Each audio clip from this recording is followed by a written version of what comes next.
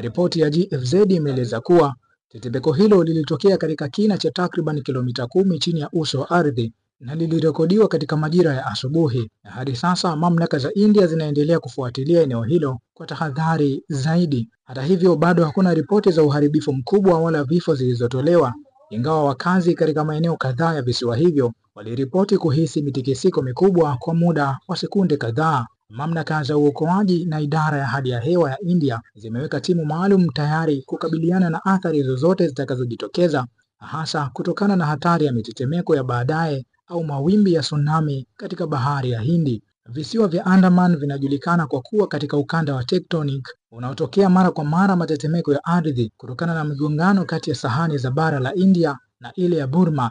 Historia inaonyesha eneo hilo limewahi kukumbwa na matukio makubwa ya tetemeko, yakiwemo yale ya mwaka 2004 yaliyosababisha tsunami kubwa. Kwa sasa wataalamu wa jiolojia wanaendelea kufuatilia mwenendo wa matetemeko hayo kwa karibu, huku wakitoa tahadhari kwa wakazi wa maeneo ya pwani kuwa waangalifu na kufuata maagizo ya mamlaka za kiusalama.